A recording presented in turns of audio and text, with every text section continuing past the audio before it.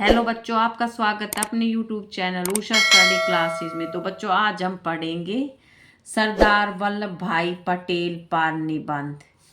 प्रस्तावना। सरदार वल्लभ भाई पटेल, जिन्हें भारत का लौह पुरुष कहा जाता है, भारतीय इतिहास के सबसे प्रभावशाली व्यक्तित्वों में से एक है। उनका जन्म 31 अक्टूबर 1875 को गुजरात के नाडियाद में हुआ था। एक साधारण किसान परिवार में जन्मे वल्लभ भाई ने अपनी दृढ़ता, दूरदर्शिता और अटूट राष्ट्रभक्ति से भारतीय स्वतंत्रता संग्राम में एक महत्वपूर्ण भूमिका निभाई। स्वतंत्रता के बाद उन्होंने भारत के पहले उप प्रधानमंत्री और गृह मंत्री के रूप में कार्य किया और 560 से अधिक रियासतों को भारतीय संघ में एकीकृत करने का असंभव सा दिखने वाला कार्य पूरा किया। उनका जीवन साहस, समर्पण और राष्ट्रीय एकता का प्रतीक है। प्रारंभिक जीवन और शिक्षा। वल्लभ भाई पटेल के पिता झावेर भाई एक किसान थे और उनकी मां लाडबाई एक साधारण महिला थी।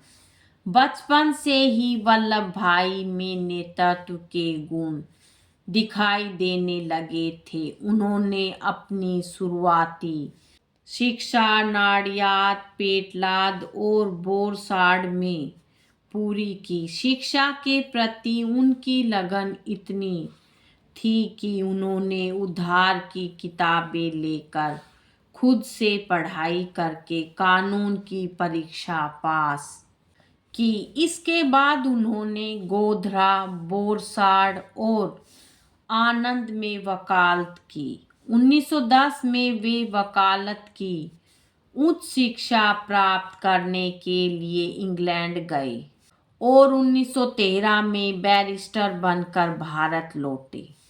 इंग्लैंड से लौटकर उन्होंने अहमदाबाद में एक सफल वकील के रूप में काम शुरू किया। गांधी जी का प्रभाव और स्वतंत्रता संग्राम में प्रवेश।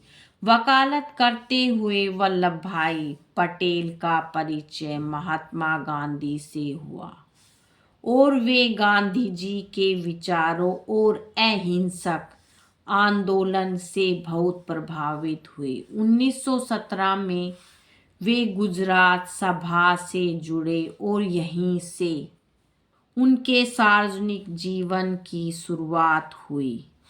उनका पहला बड़ा योगदान 1918 के खेड़ा सत्याग्रह में था, जहां उन्होंने सूखे से पीड़ित किसानों के लिए ब्रिटिश सरकार से राजस्व वसूली स्थगित करने की मांग की। इस आंदोलन में उन्होंने गांधी जी के सहयोगी के रूप में कार्य किया और किसानों का सफलतापूर्वक नेतृत्व किया।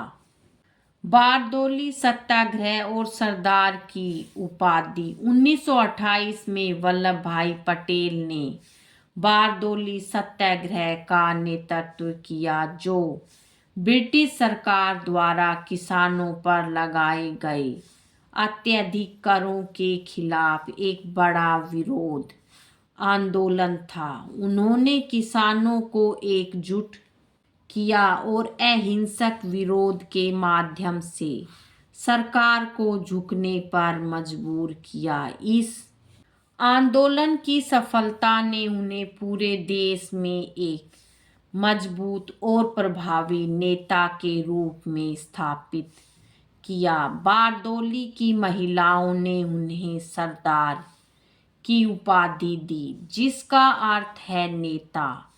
इसके बाद वे पूरे देश में सरदार पटेल के नाम से जाने गए। राष्ट्रीय आंदोलन में भूमिका। बारदौली सत्याग्रह के बाद सरदार पटेल भारतीय राष्ट्रीय कांग्रेस के एक प्रमुख नेता बन गए। उन्होंने असहयोग आंदोलन और भारत छोड़ो आंदोलन जैसे कई आंदोलनों में सक्रिय रूप से भाग लिया, जिसके कारण उन्हें कई बार जेल भी जाना पड़ा। 1931 में कराची में आयोजित कांग्रेस के अधिवेशन की अध्यक्षता करते हुए उन्होंने मौलिक अधिकारों और आर्थिक नीति से संबंधित एक प्रस्ताव पारित करवाया, जिसने स्वतंत्रता आंदोलन को एक नया सामाजिक आर्थिक आयाम दिया।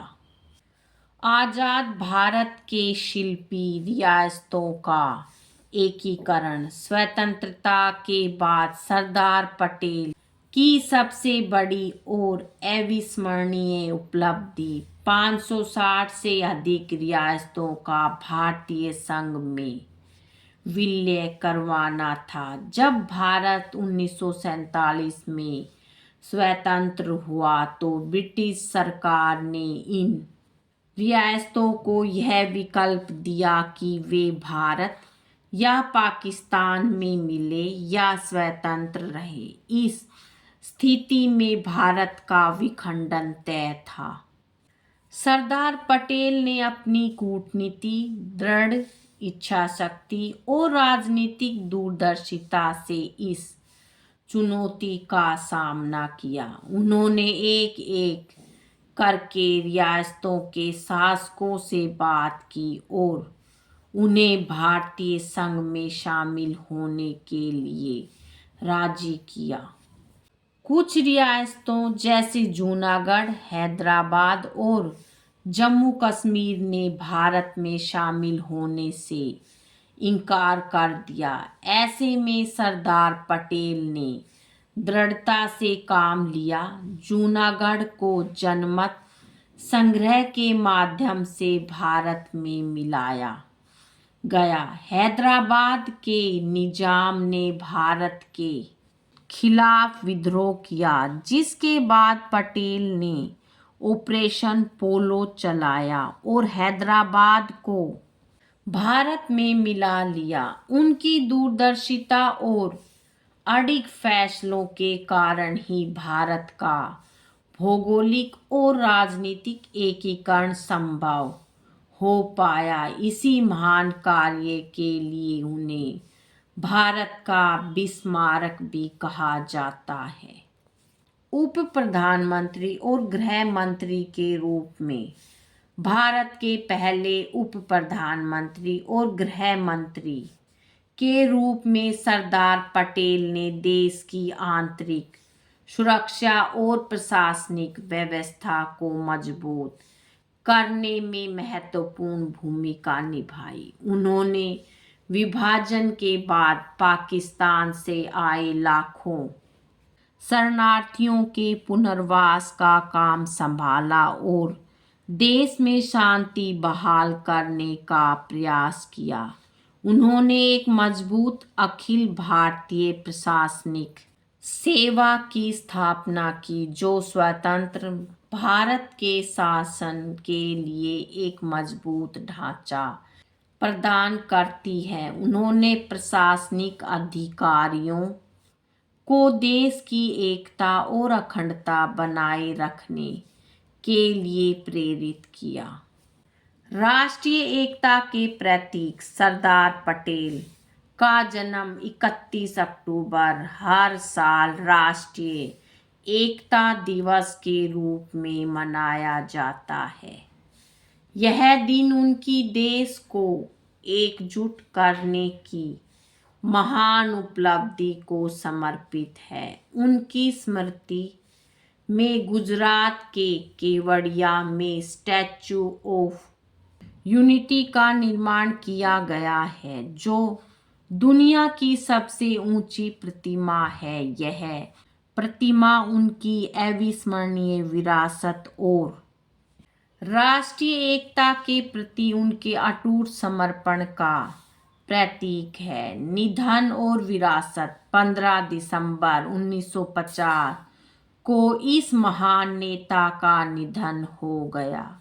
उनकी मृत्यु ने भारतीय राजनीति में एक खाली जगह छोड़ दी जिसे भरना असंभव था। उनकी मृत्यु के बाद 1991 में उन्हें मरणोपरांत भारत के सर्वोच्च नागरिक सम्मान भारत रत्न से सम्मानित किया गया। सरदार पटेल का जीवन और कार्य हमें यह सिखाता है कि दृढ़ संकल्प, साहस और राष्ट्रभक्ति से किसी भी चुनौती का सामना किया जा सकता है।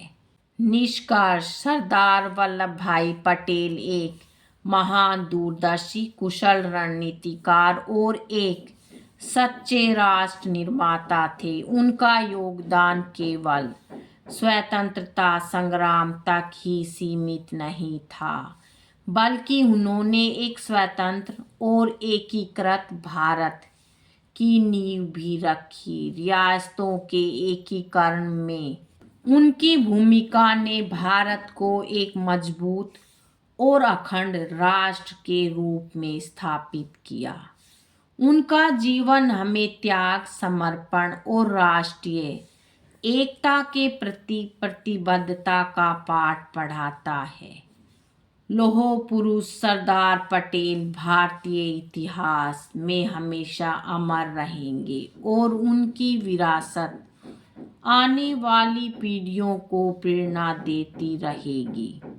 बच्चों, आज की वीडियो में इतना ही। मिलेंगे नेक्स्ट वीडियो में एक नए टॉपिक के साथ। बच्चों, वीडियो अगर अच्छी लगे तो वीडियो को लाइक करें, शेयर करें और चैनल पे नए हैं तो चैनल को सब्सक्राइब करें। Thank you.